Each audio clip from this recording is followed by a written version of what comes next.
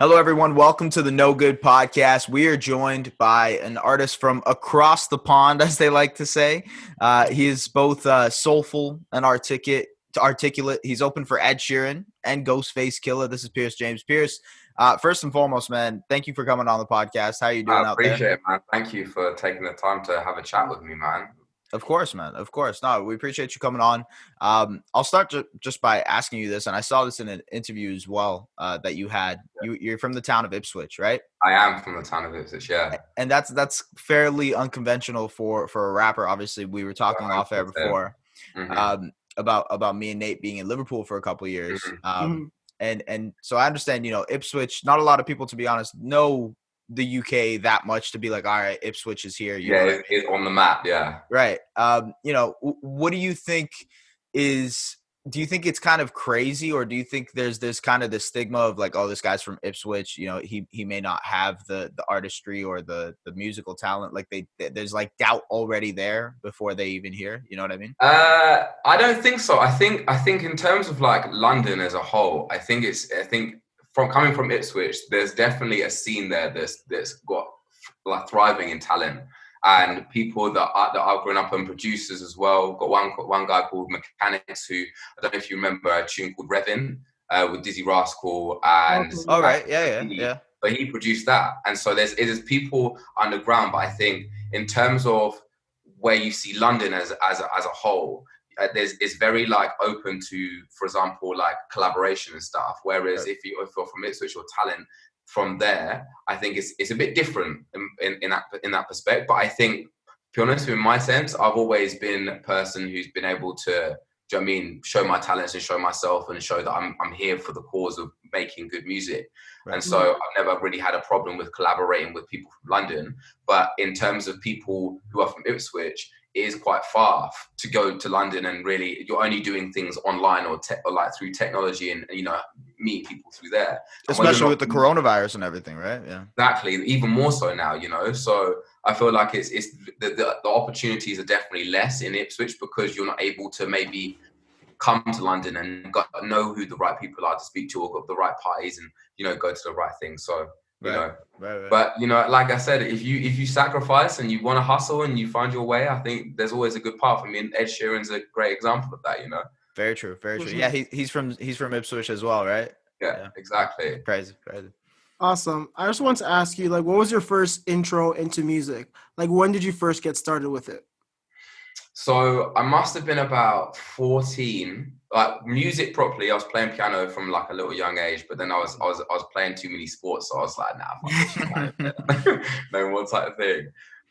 But as I got older, in got into 14, I was listening to like Sidewinder, Wiley, like I Okay. was Skepta, all them, do you know what I mean? All Yeah. them Sidewinder tapes and all like the Sorry. pirate radio shows and stuff. And around the time we had in Ipswich a group called Hectic Squad, which were on Channel AKA at the time, and that they were basically like the first like kind of like rap, I think, group to get like an acclaim from outside of Ipswich. Do you know what I'm saying, in that sense, and into the bigger space of the UK. And from there, obviously, I was always writing. I was always like making beats. My cousin put me into a producer who he was friends with, and I started writing grime lyric beats and stuff from that, and just clipping off my flows and just, do you know what I mean, perfecting my stars, and just, you know what I mean, like, I'm the boss like you go. What do you know? I know you ain't got a clue like you go. You know what I'm saying? Like these little things where I just like you just Yeah. pocket them. But I think it was when I was started listening to like, the Pharrells, the Gravel Pit, the Wu-Tang Clan, and really understanding the conscious feel of hip hop. I felt like in grime, and it's not to say that for me, I just felt like I was more expressive of emotions and past experiences because I loved that side of hip hop, right? Right. But at the same time, when you're always going suck your mum this, suck your mum that, every bar, it kind of hits like a limit for me of like where you can do. I felt like I can do something bigger than this, Mhm. So Yeah. I'm actually glad you brought that up. I'm really Yeah. glad you brought that up because this is like a perfect segue to my next question, which is Cool. there's this misconception here in Canada and the US where, UK artists are either Adele or they're grime artists, right? Yeah, There's exactly. like no in between. And I think you specifically have a very soulful sound. It mixes a whole combination of genres. Um, Yeah. and you were just talking about some of the inspiration that you got. Where do you think you specifically got inspiration to sound so sonically unique, you could say? I honestly think it's like my brain is like a sponge, and everything from all the tunes that I grew up on and listened to, and you know them tunes where I have like, I used to make playlists for my friends Right, basically as right. well.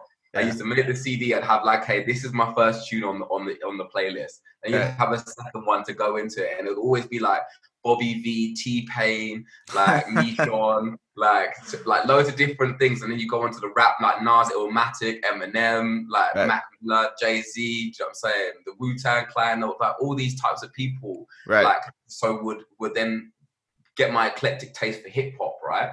But Mhm. then I also listened to dubstep. Then I went into uni. Then I was listening to like indie. I was listening to some rock. I was listening to some Irish guy, Spanish like solo guitar stuff.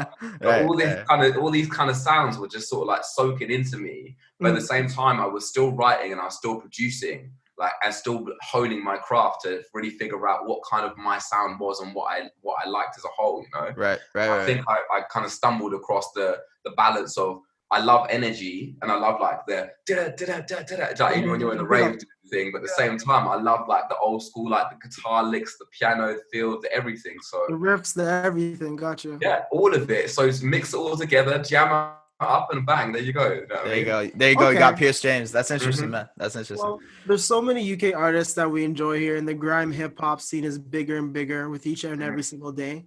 Is Yeah, your goal to like bridge the gap and make the connection from here to the UK? Because I've personally 100%. seen people say that you try to sound American too much. So does Mm-mm. that bother you as well too when people say that? Not to me. If that's what they want to feel, that's up to them. But Right. to be honest, I'm just doing. I'm not trying to fit into a formula of what makes me popular. I'm doing what I feel and what I make and what I produce, and giving it out to you as little pieces of my experience and going through my journey of music. You know, Right. so to me, if my music works somewhere else better than the UK, or you can go around into these different things, I feel like I've got an international appeal. It's not just a UK centric thing.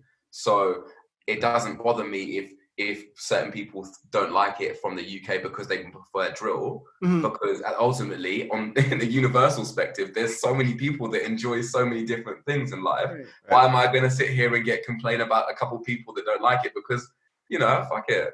Right, It's music right, at right. the end of the day. It's for everybody to enjoy and to experience. And if it's not your taste, then move on.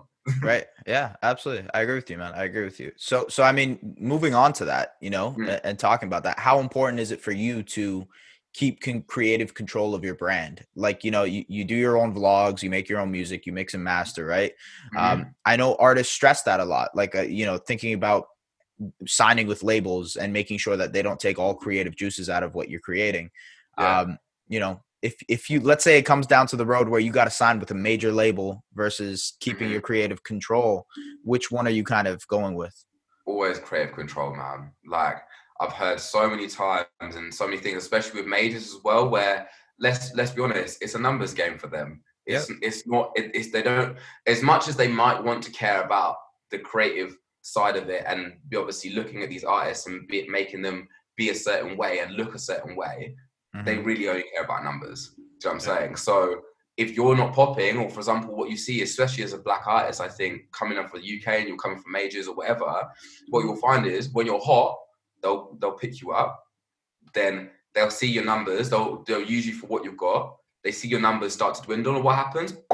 See you later. I'm off the Later. label. Exactly. Right. And it's not the same as, like, for example, where they'll put 10 years or 15 years of investment into them to get to the place they want to. They're only going to go to, okay, cool, he's now, he's plateauing, who else can we find out? Okay, we'll Right. get him instead. You know Yeah. what I mean? And I feel like it's such a shame, and that's why if I was to do anything and I was to do it like on a label's perspective, but probably from an indie perspective, Right. where it was someone who cares about my craft, someone who understands the vision of what we're trying to create and do, and then obviously from that perspective, just believe in the vision and pump in and just say, look, this one will work, this one won't. Cool. Well, let's keep building together, you know, and bring it like a family, because that's the way I see it. You know, music should be it's a collective of you know, musicians, talents, videographers, all of them. You know, so more like a publishing deal, like something that would be more of a partnership versus exactly.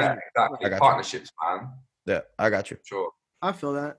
So you dropped a lot of singles and music videos over the last couple of years, but fans have had to wait for a new EP or album.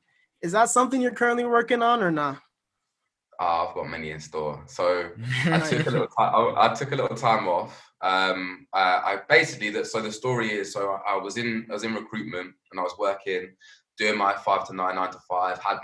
Had my son, and I was doing it for the sake of you know, supporting the family in that sense. But at the same time, I wasn't feeling fulfilled in that role. I always knew that I wanted to pursue my music as a craft, and you know what I mean, and really believe in myself and do that. So I was working 5 to 9, then going home, working, you know, 9 to 5, and then coming back in and doing that. So I managed to stack up enough money where I was like, look, I what could I do if I truly put my all into this, and I make this my full time. And then from there, you know, 4 years down the line, we've got plenty things ready and stacked up for you guys. And you know, I'm very excited to really show you the whole you know, palette of everything, you know. Right. Yeah. I want to talk about Garden of Eden for a sec. Really dope track. Incredible vibe to it, by the way. And, you know, music is a lot like art paintings. You know, it's kind of whatever your interpretation of it is. I interpreted it personally that the song is a bit of like a loss of innocence, growing up, learning how to grow up with it. And I guess in the same thing, what kind of headspace were you in when you were making that tune? Exactly the same. So when you're kind of like, I guess when you grow up and you have your innocence, especially why I have my son in the video as well, because you know, as a child, you're taught about Disney, you're taught about these fairy tales of life, but as you grow up, you kind of realize that the fairy tales and, you know, the Father Christmases, they don't exist, and so you have to actually deal with the reality of life. And sometimes you're not always going to make the best decisions in life. You might make it, you know what I mean? It might be a friend, it might be a family member, you might get in a fight, something might happen, you know what I'm saying? And consequences, karma always comes back around, whatever, in life, and doing certain things and doing not whatnot. So I just believe as long as you're learning and you're trying to be a better man every day from that, and I'm able to teach that to your children and kids and the future generation of people, just that's the most important thing, you know. Try and understand that we always have temptations of life in Garden of Eden, and like, you know what I mean, and the apple being the vices of life. But at the same time, you can't worry about that. You kind of have to keep on your path. If you fuck up, you're only human. You know what I mean? So Still growing. I'm still growing. Yeah, still growing every day. Do you know what I mean? Yes, sir. Yes, sir. So, what's your process of writing a new song or recording? Like, how do you get into your zone when it's time to get to your craft? Honestly, I'll start making the beat first. I'll get on the keys. Then I'll probably hit some drums up. And then it's just about building layers then at that point. Like, I see it as like every single synth or beat or thread is like a thread.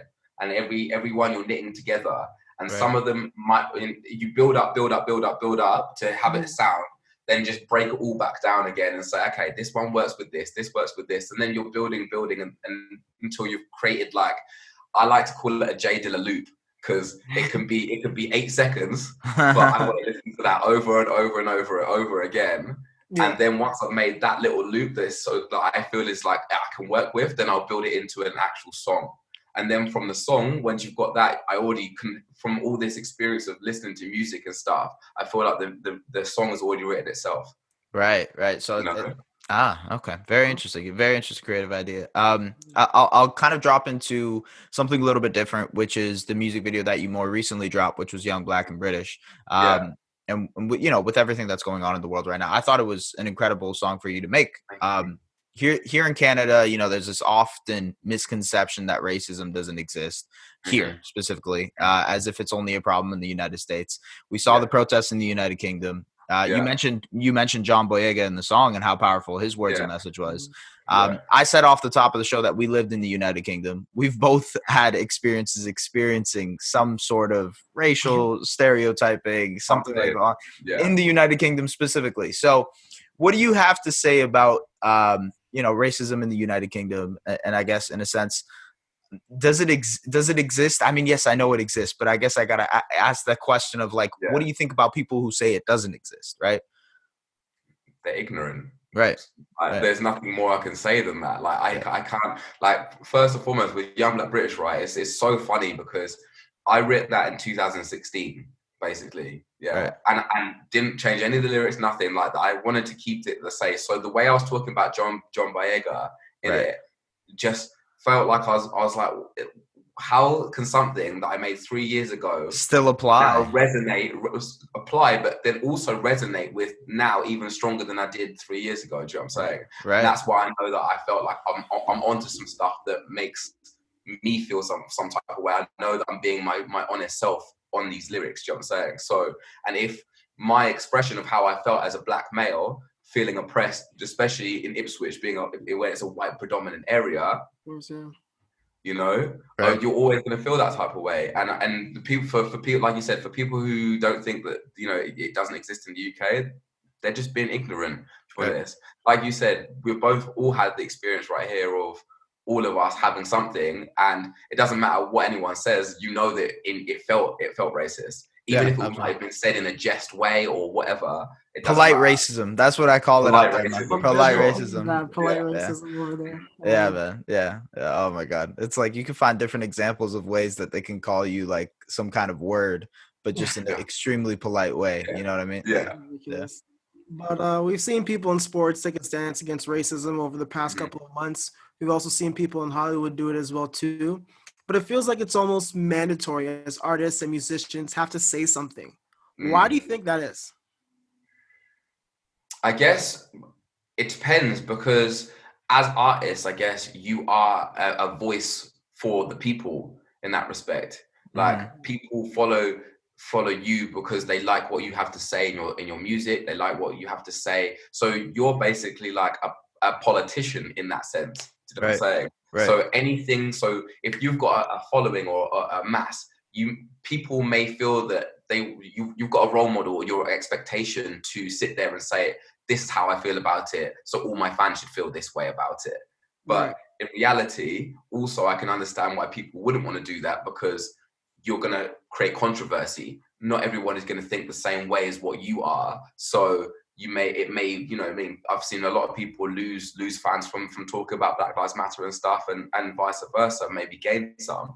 So it's, you have to balance it out and just say what's really true to you, Right. Yeah. And it really depends like what you think personally is most important, right? Because if you truly believe in something, then the music that you create is going to emanate from that, and it's going to show, right? The product itself is going to show.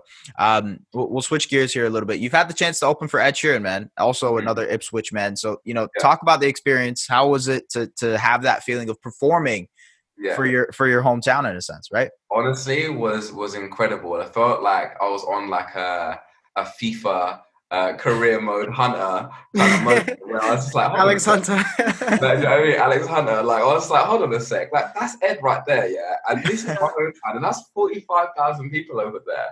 So I was just like, am I dreaming? Right, do you know what I'm saying? But it was honestly, like, for me, like I've always dreamed of like being in that. I've never feared to not do that thing. So when it was time for me, the adrenaline just come into play, and I honestly can't even remember the performance of doing it. I was just in the mode of just enjoying and really being it. And I can imagine honestly, it went quickly. Like it went fast, and you're like, quick. So quick. What happened, right? I was on and off, but shout outs to Ed every time, man, because honestly, I know this is what something that I've taken away from it and the experience, and will use moving forwards. But before I was on stage, he come to the caravan to see how I was doing. Said he was excited to watch me perform. Right, so I'd already had the confidence from that side.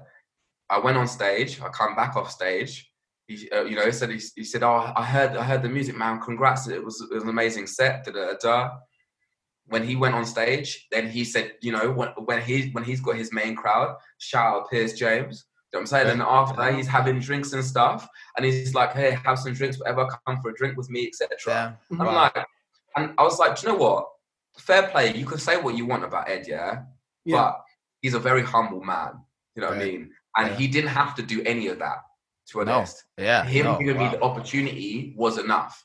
But the fact that he went above board to do that just proved to me that exactly that what I want to be doing, giving opportunities to people who don't have maybe the gateway that I do right now, but give them the platform to then propel other people to them. Do you know what I mean? Bring them people up, and that's how we win. Right. You know? Exactly. But I got you. The UK doesn't have that because they're too cliquey. But if we all work together collectively as a whole, we would be probably more like the US and whatever. Oh, mate, Canada's the same, bro. It's the same thing here in Toronto, man. Canada's the same, man. But, it's all a trickle down, and that's why I say it's about being a dying breed. It's like before it was all collaborative. Remember how many people you would see just collaborating? T-Pain would be on every single track, track, everything. You know what I'm saying? And that's how you grow as a culture and as a whole country. You know, but. Hopefully one day we'll be there. Everyone will be collaborating. We'll have some super producing, like, do you know what I mean, things, one train and shit, you know. All 12 mans in the studio all at once. Yeah. Having a good one. But man, I just gotta bring out your fashion sense, man. It seems like that's something really big to you. You're very stylish. I see in your videos, all on Instagram. Man, what influenced you to get fresh like that? I mean, do you know what? You've got my idols. I've got Pharrell, I've got Andre, I've got Kanye. Do you know what I'm saying? Like, so, and I've always been about skate. I've always loved, like, do you know what I mean, the magazines and stuff. I've always loved photography. So I don't know, fashion's just always been like a good thing for me that I really like. And as an artist, I feel like your flair of what you wear should reflect that, you know? Right. So I like to be steezy. I like, do you know what I mean? I like nice clothes that just look like I like a piece, do you know what I'm saying? Yeah. Like not just a t-shirt, jeans. But I might flip it because I might just wear a tracksuit one day. You know what I mean? I call it, you know, it's like a smart casual bouge, do you know what I'm saying? Yeah. Okay, I got you. I got that one still. Smart cash. I might just take that one. All right, man. Let's do some rapid fire questions. So just quick answers to the questions we'll throw out you. All right, one artist to collaborate with right now. One artist. Why you hit me? I just got to have the whole wave of people. You gotta pick one. One person. I don't know. You know, there's so many people. Who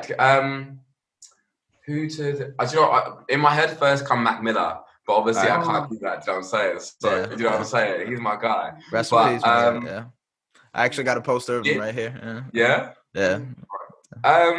People to work with. Oh, Big Sean. I love his new album right now. Damn right.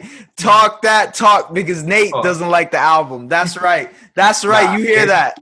Yeah. There's a few tracks on there that you have to go. For sure. Thank you. You know what I mean? Thank you. And it inspired me, especially through isolation and stuff. I haven't really heard that quality of music. Big Sean. Pierce, you my guy, bro. You my guy. I appreciate you. All right, next question. All right, biggest musical influences.